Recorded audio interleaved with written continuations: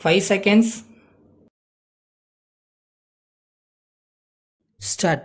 நமது நாடு சுதந்திரம் பெற்று 27 ஆண்டுகள் ஆகிவிட்டன என்றாலும் உணவு உற்பத்தியில் இன்னும் சுய தேவையை பூர்த்தி செய்ய இயலாத நிலையில்தான் உள்ளோம் என்பதை நாம் ஒப்புக்கொள்ள வேண்டியவர்களாக இருக்கிறோம். இன்றைய நாட்டு நிலையும் இதைத்தான் நமக்கு உணர்த்துகிறது. பருவமழை தவறியதே இந்த நிலைக்கு முக்கிய காரணமாக அமைந்திருக்கிறது.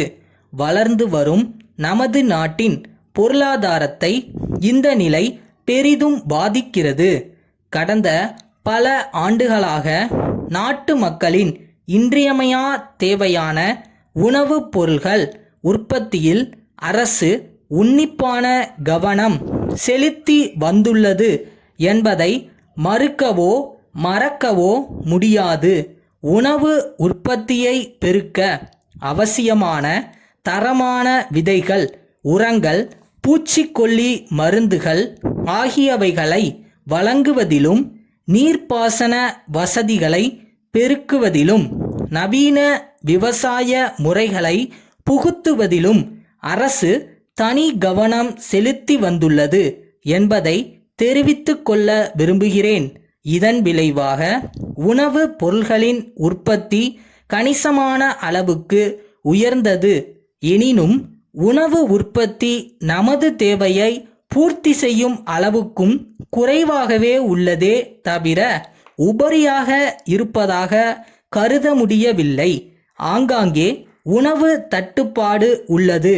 இந்த நிலை மாறவும் விலைகள் ஏறாமல் இருக்கவும் தகுந்த நடவடிக்கைகளை அரசு எடுத்து வருகிறது. பொது மக்களுக்கு நியாய விலையில் அரிசி வழங்கும் ஏற்பாடு நடைபெற்று வருகிறது. அரசு எடுக்கும் முயற்சிகள் வெற்றி பெற வேண்டுமானால் பொதுமக்களின் ஒத்துழைப்பு மிக மிக அவசியம் என்பதை தெரிவித்துக் கொள்வதோடு அது தாராளமாக கிடைக்கும் என்ற நம்பிக்கையும் எனக்கு உண்டு. விவசாய பெருமக்கள் தாங்கள் உற்பத்தி செய்த உணவு பொருள்களில் தங்களுக்கு தேவையான அளவு போக மீதியை கூட்டுறவு ஸ்தாபனம் அல்லது அரசு துறை அதிகாரிகளிடம் விற்றுவிட வேண்டும் என்று கேட்டுக்கொள்கிறேன். அதேபோல அரிசி வாங்கி உண்பவர்களும் தேவைக்கு மேல் அதிகம் வைத்து கொள்ளக்கூடாது என்றும் கேட்டுக்கொள்கிறேன். கடத்தல், பதுக்கல் போன்ற சமூக விரோத நடவடிக்கைகளில் ஈடுபடுபவர்களை பற்றி ஆங்காங்குள்ள அரசு அதிகாரிகளின் கவனத்திற்கு கொண்டு வருவது ஒரு சிறந்த மக்கள் சேவை என்பதை வலியுறுத்த விரும்புகிறேன். இத்தகைய செயல்களில் ஈடுபடுபவர்களின் மீது அரசு கடுமையான நடவடிக்கை எடுக்க தவறாது என்பதையும் இந்த சமயத்தில் தெரிவித்துக் கொள்ள விரும்புகிறேன். உணவு உற்பத்தியில் அபிவிருத்தி காண வேண்டுமானால் கிராமங்களின் வளர்ச்சியிலும் விவசாயிகளின் முன்னேற்றத்திலும் அதிக கவனம் செலுத்துவது இன்றியமையாததாகும். கிராமங்களில் உள்ள மனித சக்தியையும் இதர வசதிகளையும் பெரும் அளவுக்கு பயன்படுத்தி அதன் மூலம் சிறந்த நன்மைகளை பெற திட்டங்கள் தீட்டப்பட வேண்டும் என்று அவர் வற்புறுத்தி வந்தார். கிராமங்களை வாழ வைக்க வேண்டும். கிராம மக்களிடையே இருக்கும் வறுமை, அறியாமை ஆகியவை அகற்றப்பட வேண்டும். நாகரிகமும் பண்பாடும் உடைய மக்களாக அவர்கள் மாறி மீண்டும் நல்வாழ்வு பெற வேண்டுமென்று கேட்டுக்கொள்கிறேன். திருச்சி முருகன் கூட்டமைப்பின் மேலாளரிடமிருந்து சேலம் குமரன் துணிக்கடை உரிமையாளருக்கு அன்புடையீர்.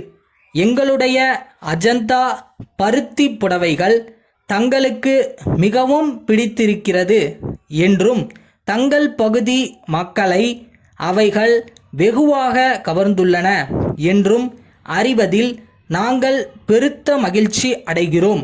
நாங்கள் கடந்த ஏப்ரல் திங்களில் அனுப்பி வைத்த பட்டுப் புடவையின் விலையை பற்றி தாங்கள் குறிப்பிட்டுள்ளீர்கள். விலையை குறைப்பது இயலாது என்பதை நாங்கள் வருத்தத்துடன் தெரிவித்துக் கொள்கிறோம். அதே சமயத்தில் துணியின் தரத்தை பற்றி மீண்டும் உறுதியளிக்க விரும்புகிறோம். அதே விலைக்கு வேறு எங்கும் அவைகள் கிடைக்குமா என்பது சந்தேகமே. குறைந்த விலைக்கு கிடைப்பதாக தாங்கள் கூறுவதை எங்களால் ஏற்றுக்கொள்ள முடியவில்லை. இரண்டையும் பக்கத்தில் பக்கத்தில் வைத்து பார்ப்பீர்களேயானால் எங்கள் புடவையின் சிறந்த தரம் நிச்சயம் வெளியாகும் என்பதில் எங்களுக்கு சந்தேகமே கிடையாது. வாடிக்கையாளர்கள் தரும் பணத்திற்கு சிறந்த முறையில் சரக்குகள் அளிப்பதே எங்களுடைய குறிக்கோள். இந்த முயற்சியில் நீங்கள் எங்களுக்கு உதவ வேண்டும் என்று கேட்டுக்கொள்கிறோம். தங்கள் நம்பிக்கையுள்ள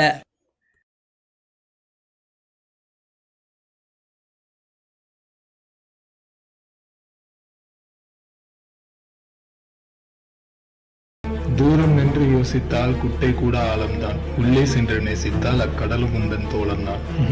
ஆழம் என்னன்னு அளந்து பார்க்கலாமா?